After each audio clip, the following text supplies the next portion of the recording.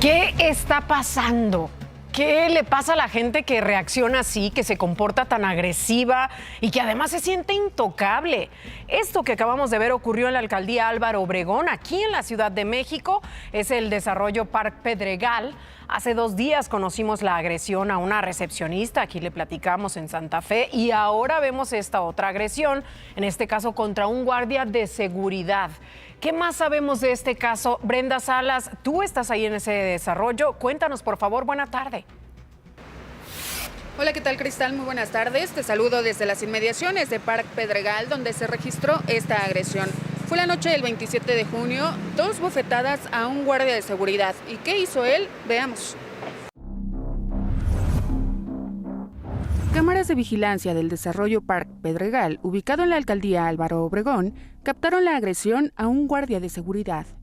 El trabajador fue atacado en 2 ocasiones por el mismo sujeto. En la primera grabación, ocurrida al interior de un elevador, se observa al individuo, quien viste chamarra y short, reclamar algo al guardia antes de propinarle una bofetada. Posteriormente, en un segundo video registrado en la recepción del inmueble, el sujeto continúa la discusión. A pesar de que el elemento de seguridad mantiene la calma, recibe un segundo golpe en el rostro. Finalmente, el agresor se retira del lugar sin que el personal presente intervenga. Cristal, esta mañana acudimos al desarrollo Park Pedregal para platicar con el guardia de seguridad agredido. Su nombre es Yael, tiene 22 años y nos contó que todo inició porque le pidieron al sujeto que aparece en los videos, que es residente de este edificio, que moviera su auto, pues se había colocado en un lugar del estacionamiento que no le corresponde. Entonces le dije, no, sí, caballero, me estorba en un lugar que no está permitido. El caballero se subió a su vehículo, se dio la vuelta al sótano, regresó y me lo puso en medio de los carriles del sótano. Y me dijo, ahí te lo voy a dejar para que me digas que si te estorba. Y ya fue cuando me dijo que quería hablar con mi JT o con mi jefe. Cuando subimos al elevador, seguía amenazándome, o sea, estaba diciendo muchas cosas, que me iba a dar en mi madre, que me iba a golpear, que por qué me estaba burlando de él. Fue cuando se me acercó y me soltó el bofetón, pero así que nomás me rozó y tiró mi radio. Después de esta primera agresión, Yael y el vecino fueron al lobby y ahí, enfrente del jefe de seguridad, lo volvió a golpear. En ese momento yo, así como llegamos, yo puse mis manos atrás. Entonces fue cuando se me acercó y me soltó la otra cachetada. En ese momento se dio la media vuelta y me volvió a regresar y me volvió a decir, ahí está, güey, pocos huevos, se te hicieron hasta chicos. Yael menciona que no respondió a la agresión porque pudo resultar contraproducente, incluso hasta perder su empleo, en el que apenas lleva 3 meses. La administración de este edificio señaló que tuvieron que imponer una sanción de 10,000 pesos a los residentes que agredan verbal o físicamente a los guardias, pues esta no sería la primera vez que pasa algo así. La empresa de seguridad ya reportó estos hechos con las autoridades correspondientes. Yael asegura que dará seguimiento a la denuncia. Él quiere que se sancione a su agresor. Veremos en qué resulta esa denuncia, Cristal. Por lo pronto, el reporte. Muy buenas tardes. Pues vamos a estar al pendiente. Gracias, Brenda, por este enlace. Pendientes de lo que resuelva la autoridad sobre esta agresión. Así iniciamos Imagen Noticias de viernes. Muy buenas tardes. Acompáñenos.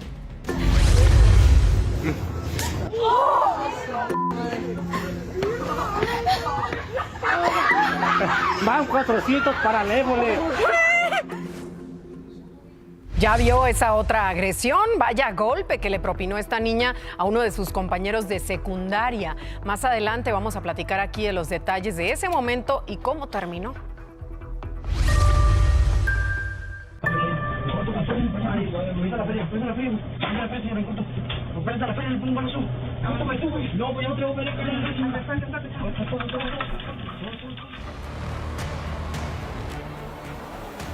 Los atracos en tiendas de abarrotes no paran.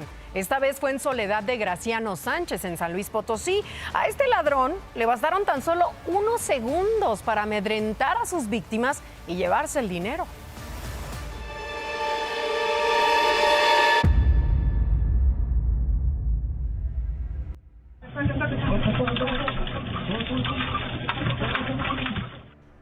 Cámaras de seguridad captaron el actuar rápido de una rata en una tienda de abarrotes en el municipio de Soledad Graciano Sánchez de San Luis Potosí.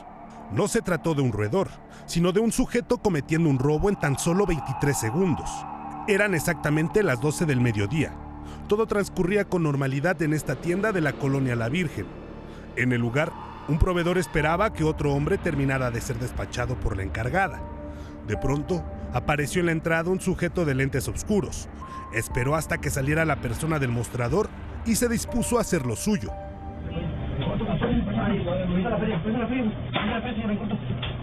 De entre su ropa sacó un arma, cortó cartucho y apuntó al proveedor, quien frente a la amenaza buscó ponerse a salvo. Ansioso por el dinero, el ratero cortó el cartucho por segunda vez sobre el mostrador para encañonar a la encargada. Visiblemente nerviosa y sin oponer resistencia, la encargada de la tienda abrió la caja y comenzó a entregar los billetes. La insistencia del ladrón por llevarse todo causó terror. Además de los billetes, al parecer la mujer le entregó una bolsa con monedas. Sin embargo, no cedió del todo y evitó que se llevaran su celular.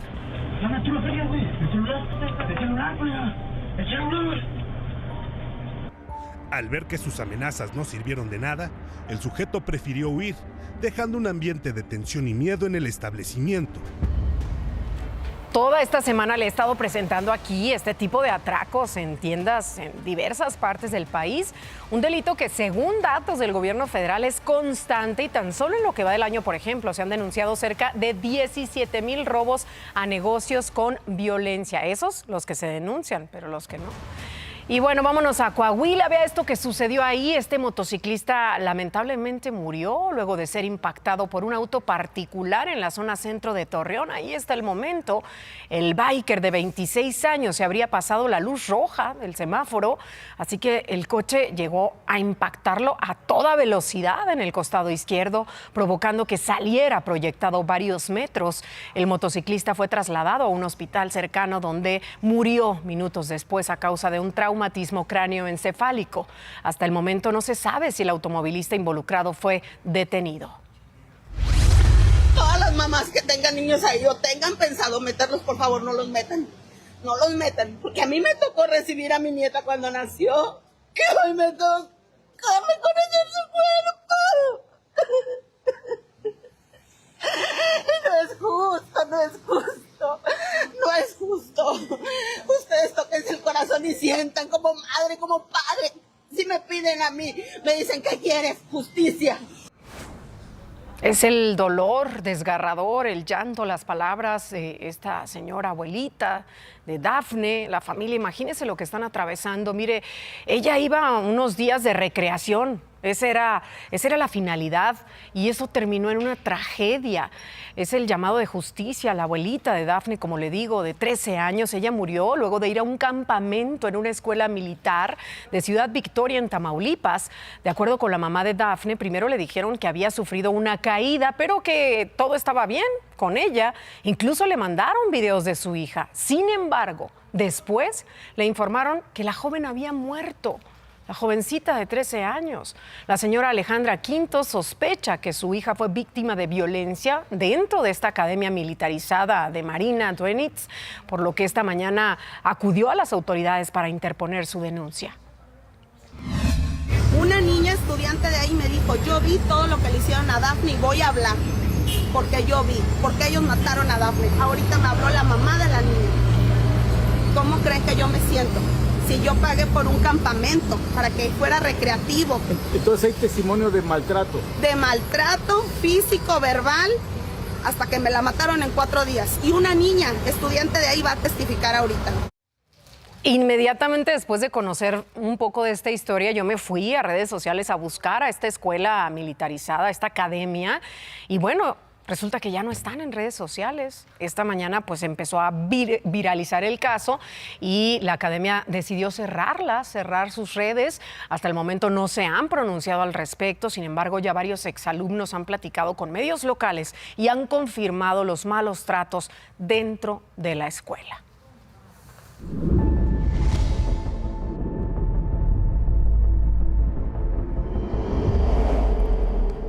En Teocaltiche, Jalisco, una familia está desesperada luego de que tres de sus integrantes desaparecieron en tan solo un mes. Uno de ellos, Eric, un joven, se encontraba con su amigo jugando videojuegos. Vea nada más qué historia. Han desaparecido a muchos muchachos, pero muchas sí no han puesto denuncia porque tienen miedo, porque ellas sí las amenazan. No me han amenazado, no nada. Entonces, y si lo hacen, así aunque lo hagan, yo voy a seguir hablando porque yo quiero a mi hijo de regreso. Así me maten en el intento, yo voy a tratar de que mi hijo regrese a casa. Desesperada, así se encuentra la madre de Eric Arturo Gómez Aguilera, de 21 años, quien se encuentra desaparecido desde el pasado 13 de junio, luego de que sujetos encapuchados se lo llevaran por la fuerza de la casa de un amigo con quien jugaba videojuegos en Teocaltiche, Jalisco.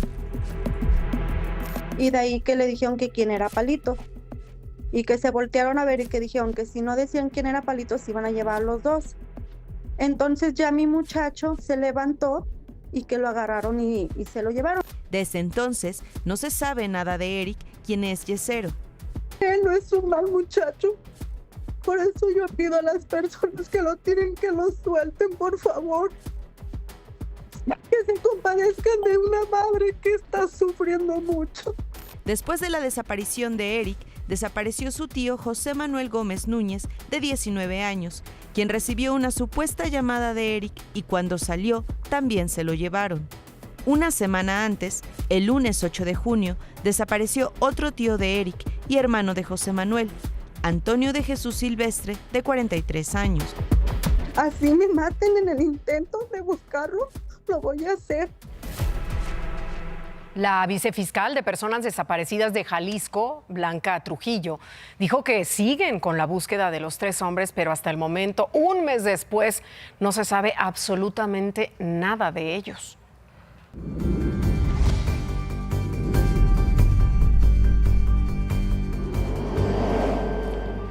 El exgobernador de Baja California, Ernesto Rufo, fue detenido ayer en su casa en Ensenada.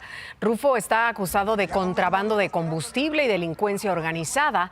La investigación que llevó a la detención de Ernesto Rufo comenzó tras el decomiso de 33 ferrotanques con combustible ilegal en Ramos Arizpe, Coahuila, en julio del año pasado.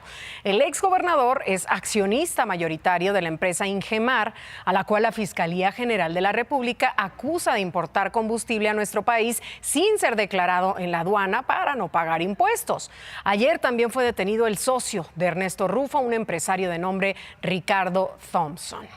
La fiscal general, Ernestina Godoy, aseguró que esta sería la red de huachicoleo fiscal más grande de la que se tiene conocimiento hasta ahora. Estiman un perjuicio a la hacienda pública de más de 4,000 millones de pesos. Vean nada más, así es como presuntamente operaba esta red. Al momento de introducir la mercancía a México desde Estados Unidos, declaraban cantidades menores a las reales o registraban productos diferentes. El producto provenía de refinerías ubicadas en Texas, Estados Unidos, y era distribuido principalmente en Coahuila, Durango y Zacatecas. La red declaraba solo el 10% de la capacidad real de cada carro tanque de ferrocarril. La fiscal explicó que el combustible se descargaba en pipas y tractocamiones de 7 empresas diferentes. Dijo que se obtuvieron 25 órdenes de aprehensión y temprano el secretario Omar García Harfuch informó que ayer se cumplimentaron 8 de ellas. Ernesto Rufo fue trasladado, por cierto, anoche desde Baja California hasta la Fiscalía Especializada en Materia de Delincuencia Organizada aquí en la Ciudad de México bajo un fuerte dispositivo de seguridad de la Secretaría de Marina. El exgobernador será ingresado en el Centro de Reinserción Social Federal número 1, el Altiplano, en Almoloya de Juárez, para ser presentado a comparecer ante el juez federal que lleva su caso. Su abogado aseguró en el programa de mi querido Ciro Gómez Leiva por la mañana que aunque es accionista de la empresa, Ernesto Rufo no firma nada y no tiene ninguna acción directa con los delitos de los que se le acusa. Y esta mañana la presidenta Claudia Sheinbaum negó que haya justicia selectiva en nuestro país o que la detención del exgobernador Rufo sea un distractor ante los audios de la gobernadora Marina del Pilar. Dijo que la investigación de la Fiscalía lleva más de un año y tiene fundamento jurídico y pruebas. Aseguró que si Ernesto Rufo es inocente, puede defenderse y los jueces actuarán de manera imparcial. No tiene nada que ver porque son investigaciones que hace la Fiscalía. La Fiscalía trabaja en coordinación con el Gabinete de Seguridad. No hay ninguna visión de que a los que llegan por un partido no se les investiga y a los que llegan por otro partido sí se les investiga. ¿Y qué dice el Partido Acción Nacional, con el que Ernesto Rufo llegó a la gubernatura en 1989? Ellos aseguran en un comunicado que nadie por encima de la ley, pero tampoco por debajo del debido proceso. Aseguran que confían en que Rufo va a aclarar los señalamientos en su contra y cuestionaron que no se actúe de manera inmediata en otros casos con graves señalamientos públicos, como el de Rubén Rocha Moya y Marina del Pilar, en los que hasta ahora no han actuado aún con pruebas contundentes.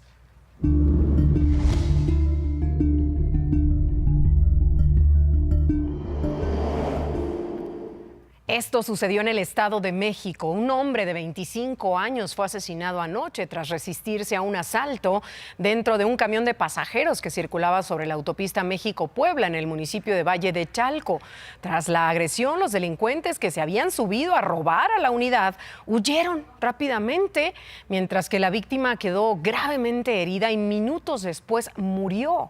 Hasta el momento no hay detenidos por este homicidio.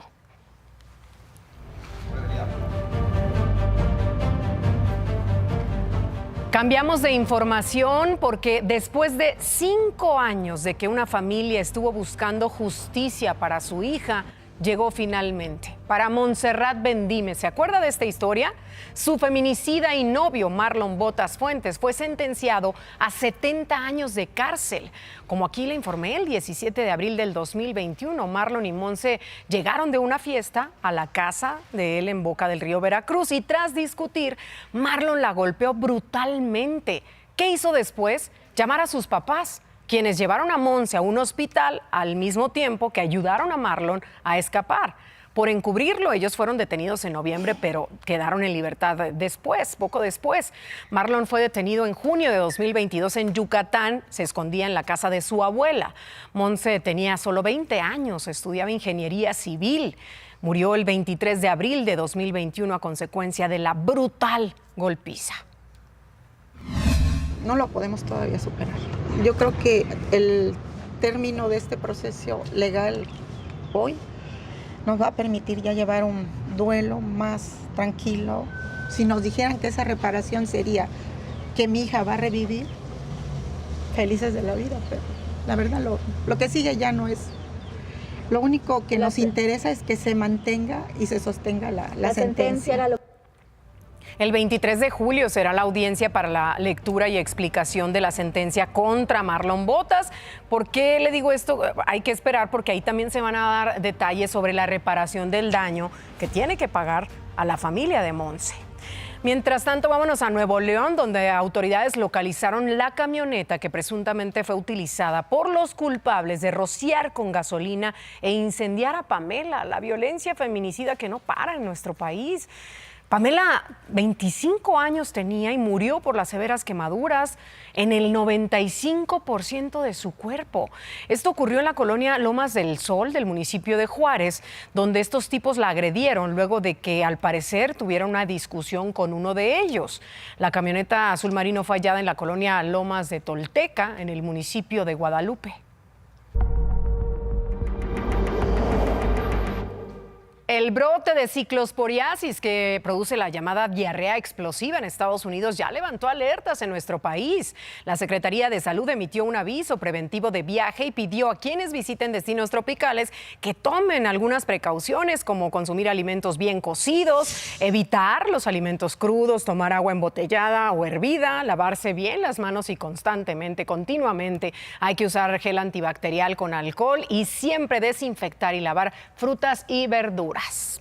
Aunque aún no han confirmado el origen de este brote, la Administración de Alimentos y Medicamentos de Estados Unidos dice que podría deberse a una lechuga proveniente de un proveedor mexicano y que la cadena de restaurantes Taco Bell utiliza. Sin embargo, no han dado más detalles. Hasta el momento, 34 estados del país, recordemos, se han visto afectados, pero Indiana, Kentucky, Michigan, Ohio y Virginia Occidental pues registran el mayor número de casos. Es lo que sabemos hasta hoy. Estamos hablando de que en este momento hay 1,645 contagios confirmados y más de 5,000 casos sospechosos. Pausa y regresamos con más.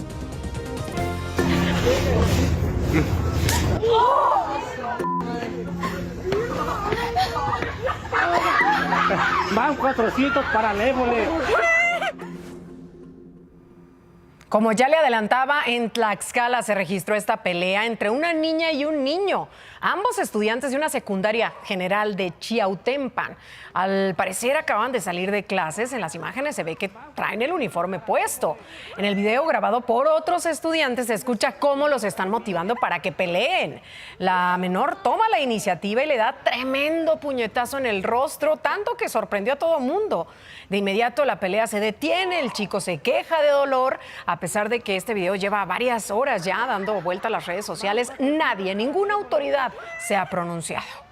Y en otra información, vea esta otra imagen. Un policía trató de auxiliar a un hombre que había muerto por una descarga eléctrica cuando caminaba por la calle inundada por la lluvia en Caborca, Sonora. Pero adivine qué pasó. En su intento por ayudar, el policía también sufrió una descarga. Por fortuna no pasó a mayores en su caso. El policía pudo retirarse por su propio pie tras ver que no podía hacer ya absolutamente nada. Y vaya susto el que se llevaron esta mañana en Chiapas con un sismo 7.4 grados, ¿eh? ¿Qué hay de esto? ¿Qué daños provocó? Lo platicamos regresando del corte. Quédese con nosotros. Ya son las 2:30 de la tarde y de esto también debe enterarse. En Hidalgo, la vía corta a El Ojochitlán quedó cubierta casi en su totalidad por el agua de la laguna de Metzitlán. Este cuerpo de agua llegó a su máxima capacidad debido a las lluvias. El tramo carretero prácticamente desapareció por el agua y eso afectó a varios automovilistas. Mientras que en Jalisco fue detenido un sujeto que se fugó de una prisión de Estados Unidos hace casi 30 años. Era considerado un objetivo prioritario tras escapar de la cárcel en California, donde cumplía una condena por el delito de violación. Tras su captura se iniciaron los trámites para que regrese a enfrentar la ley. Y mire, México y Estados Unidos cerraron por unas horas los dos puentes fronterizos entre Piedras Negras, Coahuila, e Eagle Pass, Texas, luego de que decenas de boyas de la barrera flotante antiinmigrantes fueran arrastradas por la fuerte corriente del río Bravo. Cuando se descartó algún riesgo, el paso fue reabierto. Está temblando. Tantito mantengamos la calma, por favor. Tembló duro, ¿verdad? Así se sacudió esta mañana gran parte del estado de Chiapas. Vea nada más, poco antes de las 9 de la mañana sucedió esto. El sismo fue de 7.4 de magnitud en Ciudad Hidalgo, justo en la frontera con Guatemala. Según el Sismológico Nacional, se han registrado más de 90 réplicas. A pesar de la magnitud del sismo y la gran cantidad de réplicas, como le platico, la Coordinación Nacional de Protección Civil confirmó que no hubo daños ni personas lesionadas directamente por el sismo. Sin embargo, el gobernador Eduardo Ramírez declaró suspensión de actividades en oficinas de gobierno el día de hoy. Y le digo que no hubo personas lesionadas directamente por el sismo. Sin embargo, una mujer resultó con golpes a raíz de Vea, esta mujer originaria de Haití entró en pánico al momento del sismo y saltó del segundo piso de un edificio en Tapachula. Afortunadamente solo resultó, como le digo, con algunas lesiones en varias partes del cuerpo. La trasladaron al hospital para que recibiera atención. Por eso recuerde siempre, por favor, hay que mantener la calma en situaciones como esta. Mi querida Adriana Treviño, vamos contigo. ¿Qué nos cuentas de nuestro planeta hoy? Mi querida Cristal, amigos de Imagen, yo les platico. A 2 días de la final del Mundial entre Argentina y España, el humo de los incendios forestales de Canadá encendió las alertas en Nueva York y Nueva Jersey, en Estados Unidos. Y es que la contaminación ha provocado cielos brumosos y una alerta por la mala calidad del aire en la región. El partido se disputará este domingo en el estadio de Nueva Jersey, donde se espera la asistencia de más de 82,000 personas. La buena noticia es que se pronostican algunas lluvias para mañana, lo que podría ayudar a dispersar el humo antes del encuentro. Y precisamente hablando de lluvias, en nuestro país hoy se esperan las más intensas sobre Durango, Sinaloa, Sonora, Chihuahua, Jalisco y Nayarit, así también como fuertes lluvias en Coahuila, Zacatecas, también en Colima, Michoacán, Estado de México, Guerrero, Oaxaca y Veracruz. Le pedimos que estén muy atentos ante posibles encharcamientos e inundaciones. Y ahora vamos a Jalisco porque autoridades descubrieron un paquete con 105 ejemplares de hormiga reina que traficantes pretendían enviar a Laos bajo la etiqueta falsa de figuras de colección. Las hormigas fueron escondidas en 2 juguetes de plástico y cada una estaba en un pequeño tubo de ensayo. 18 murieron durante el traslado y las 87 sobrevivientes pertenecen a una especie nativa de México y ya fueron liberadas en el área natural protegida Cerro Viejo. Hasta aquí la información de nuestro planeta, Cris. Regresamos contigo. Gracias, Adri. Y vamos a otras noticias porque la presidenta Claudia Sheinbaum anunció el Plan Tulum Renace. Este plan contempla la entrada gratuita al Parque del Jaguar, también nuevas tarifas para el acceso a la zona arqueológica y al área natural protegida. El costo ahora será de 80 pesos para turistas nacionales y de 265 pesos para extranjeros. Pues fue más fuerte escuchar cómo la asfixiaban. Yo decía, ¿en qué momento la van a matar?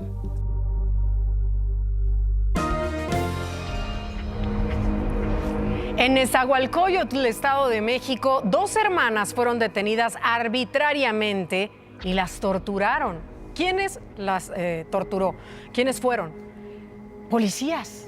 Con el fin de aumentar la cifra de arrestos de alto impacto hicieron esto y ganarse además una recompensa. Vean nada más la historia completa.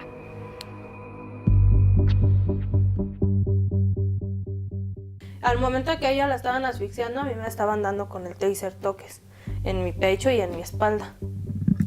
Sí, porque pues fue más fuerte escuchar cómo la asfixiaban. Yo decía, ¿en qué momento la van a matar? Para hacerse acreedores de un millonario programa de estímulos y recompensas, policías municipales de Nezahualcóyotl, en Estado de México, habrían incurrido en detenciones ilegales y hasta tácticas de tortura con el fin de obtener confesiones a modo e incrementar sus capturas, según testimonios. Tal parece que esto es como una competencia. Como el sueldo es muy bajo, los compañeros tratan de meter lo mayor que se pueda para poder tener un extra. 2 víctimas y un exmiembro de esta corporación señalan que para inflar los arrestos de alto impacto, los elementos utilizaban hasta hace unas semanas esta oficina con los vidrios polarizados en el ayuntamiento de Neza. Lo conocen como el Sistema de Inteligencia Criminal o simplemente SIC. No hay cámaras, no hay nada, ahí los ponían pues de rodillas, esposados y les empezaban a dar de golpes. Las hermanas Nicole y Jimena, de 20 y 25 años respectivamente, denuncian que fueron torturadas aquí el 4 de mayo tras ser levantadas por policías de Neza sin explicación alguna. Acusan que en el SIC las forzaron a desbloquear sus celulares y poner sus huellas en una pistola, entre otras cosas. Y en eso le quitan la bolsa y me la ponen a mí así en la cara y pues no respiraba. Y pues yo pateaba de la desesperación. O sea, yo les gritaba, ya no lo hagan. Y me dijeron, agarra el arma o si no vamos a seguir. Pues yo traté de hacérmela fuerte, pero ya al momento de escuchar a mi hermana gritar y pedirles que pararan, pues, también pues desbloqueé mi teléfono.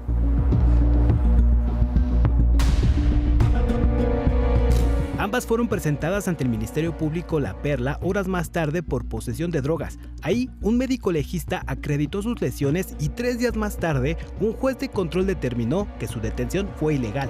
Se ordenó iniciar una carpeta de investigación contra los policías por el probable delito de tortura. Hay un sinnúmero de denuncias por parte de los ciudadanos que han sufrido este tipo de conductas por parte de servidores públicos. Según este abogado, la comisaría de Neza no ha entregado el material de videovigilancia del estacionamiento de Palacio Municipal que comprobaría que sus clientas sí fueron trasladadas al SIC antes de ser presentadas ante el Ministerio Público. Supuestamente, las cámaras no servían ese día. Es imposible que no funcionen esas cámaras siendo la casa precisamente del presidente municipal y del propio director o comisario de seguridad pública. No hay forma de que un servidor público cometa o transgreda la ley y pueda esconderse de la misma. Sobre los elementos señalados por tortura, dijo que aún se revisan las denuncias. Nadie ha sido separado de su cargo al momento.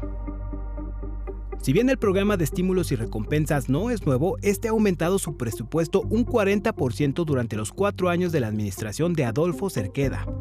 La primera entrega de los estímulos de 2026 entregó 7 millones de pesos a un histórico número de 1,617 policías el 11 de julio, acreditando 1,990 detenciones entre noviembre y mayo. Tiene conocimiento desde el presidente municipal hasta sus subalternos. No es posible que a los policías que nos hicieron esto apenas los acaban de premiar. Tanto Jimena como Nicole aseguraron que no pierden la esperanza de que se haga justicia tras vivir este infierno a manos de quienes deberían cuidarlas, protegerlas. En Michoacán, hombres armados realizaron un bloqueo, quemaron una camioneta sobre la carretera Zacapu-Erongarícuaro.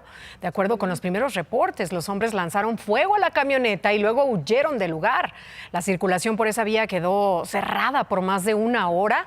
En esa misma región, otro grupo de hombres intentó asaltar un tráiler sobre la carretera Morelia-Quiroga. Al momento de huir, realizaron un bloqueo con un camión repartidor de bebidas. Y en la Ciudad de México fueron detenidos 6 policías capitalinos relacionados con 2 bandas señaladas por robo calificado y a casa-habitación. Los agentes detenidos forman parte de la Secretaría de Seguridad Ciudadana y de la Policía de Investigación de la Fiscalía de la Ciudad de México. Ambas células están relacionadas con al menos 10 carpetas de investigación, una de ellas por tentativa de homicidio. Pese a esto, aún existen 10 órdenes de aprehensión pendientes contra otros oficiales activos relacionados con estas bandas. Y antes de irnos, vea esto que pasó a una reportera en Estados Unidos en pleno reporte en vivo. Vea, en California una enorme cucaracha apareció para hacerle compañía.